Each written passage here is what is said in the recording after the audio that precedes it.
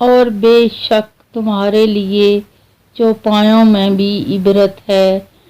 ان کے پیٹ میں جو گوبر اور خون ہے، ان کے درمیان سے خالص دودھ نکال کر ہم تمہیں پلاتے ہیں، جو پینے والوں کے لیے بڑا ذائقہ دار ہوتا ہے۔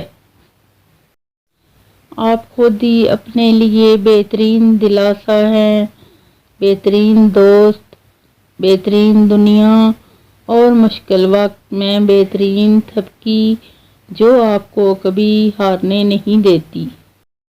کسی کے دکھ کا حصہ بنو، اس کے دکھ کی وجہ نہیں۔ میں اپنے گناہوں پر شرمندہ ہوں، یا رب مجھے معاف فرما اور مجھے سجدوں کی توفیق عطا فرما، آمین۔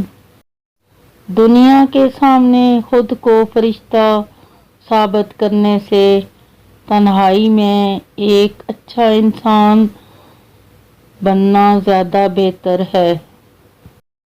اللہ عز و جل نے فرمایا، جن کی روحیں فرشتے اس حال میں قبض کرتے ہیں کہ وہ پاک صاف ہوں، روح قبض کرنے کے وقت ہی فرشتے ان سے کہہ دیتے ہیں، تمہارے لیے سلامتی ہی سلامتی ہے، اب تم اپنے نیک اعمال کی بنا پر جنت میں داخل ہو جاؤ۔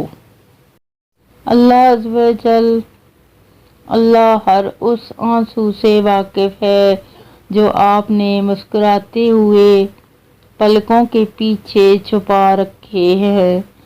وہ رحیم رب ہر اس دعا سے واقف ہے جس کے لیے ہاتھ اٹھاتے ہوئے آپ کا دل تکلیف سے پھٹ رہا ہے۔